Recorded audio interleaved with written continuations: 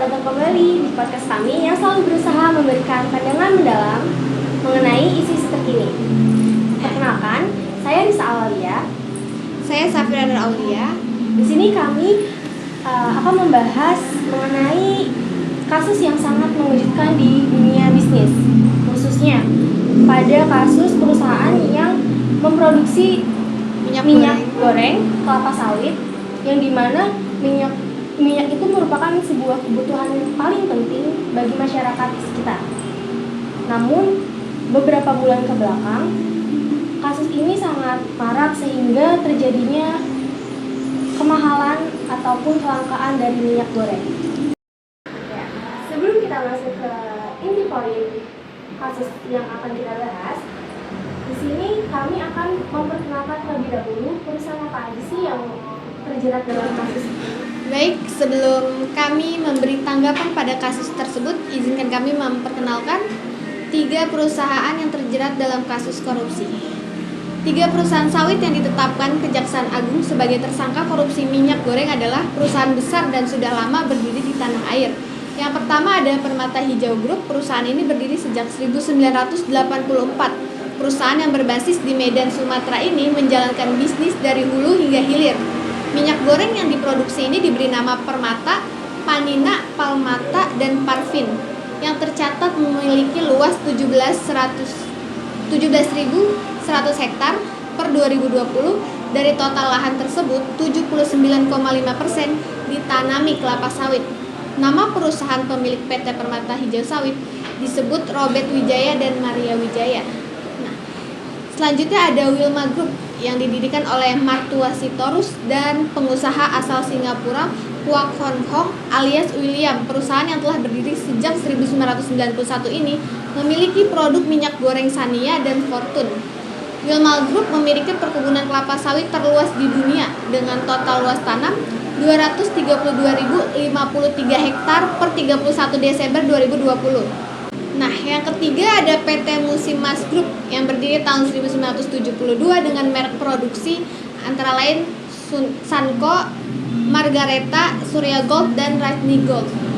Musimas pada tahun 2020 menguasai lahan sawit sekitar 123.591 hektar. Pemiliknya yaitu Bakhtiar Karim yang termasuk 10 daftar orang terkaya Indonesia. Nah, jadi ternyata dari ketiga perusahaan ini benar-benar perusahaan yang sangat terkenal ya. Ya memang sudah terkenal, terus juga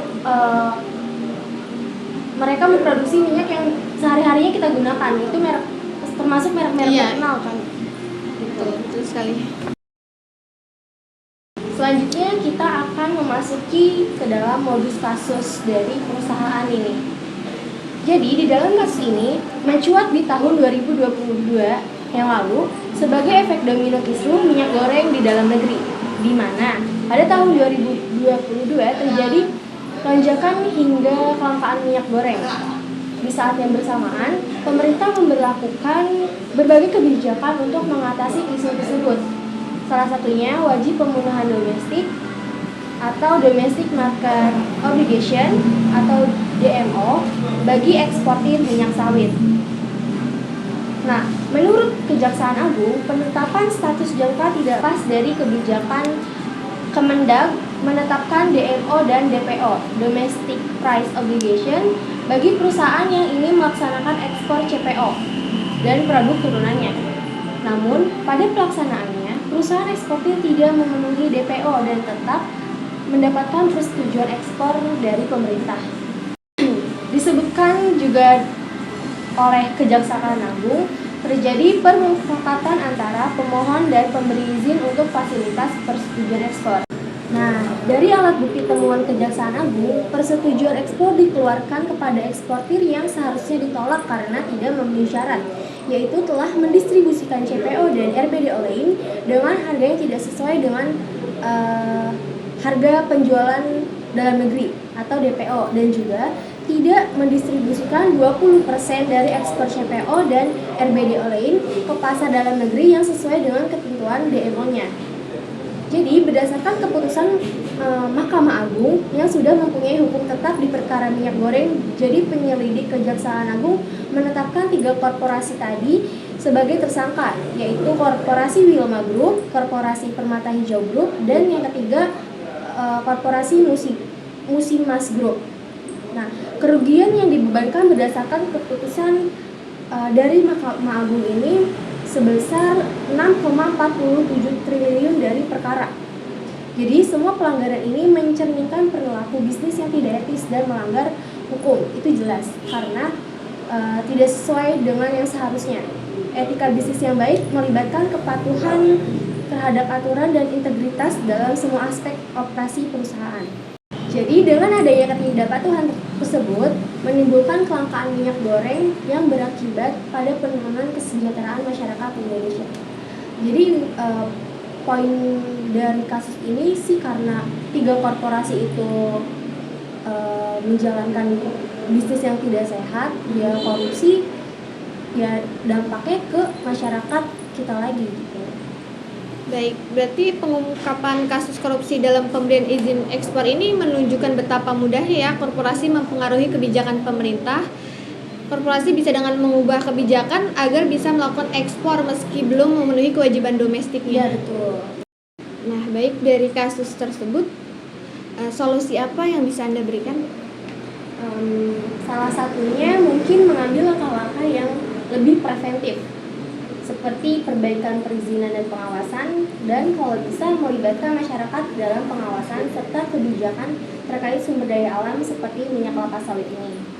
Jadi pada intinya memang benar-benar memerlukan upaya bersama dari pemerintah, lembaga hukum, dan masyarakat untuk memastikan keadilan dan pencegahan korupsi di masa depan. Ya, jadi tambahan dari saya ya, berarti pemerintah ini juga harus serius membenahi tata kelola sawit Indonesia, salah satunya dengan kembali memberlakukan moratorium pemberian izin serta melakukan audit korporasi sawit secara transparan. Karena jika negara terus berpihak pada kepentingan oligarki, maka tidak heran jika kasus kelangkaan minyak akan terus berulang. Untuk itu, transparansi data dan penguatan penegakan hukum menjadi kunci pengawasan pasar. Oke, baik, sekian dari kami mengenai pembahasan terkait korupsi minyak kelapa sawit Indonesia. Semoga hal tersebut tidak terulang kembali pada masyarakat Indonesia Ya, dan menjadi pelajaran bagi kita semua untuk menjalankan etika bisnis yang sehat gitu. Oke, sekian dari kami, kurang lebihnya mohon maaf. Semoga kami dapat berjumpa kembali membahas mengenai isu-isu terkait apapun yang akan terjadi atau yang sudah terjadi. Baik, jangan lupa like, comment, and subscribe.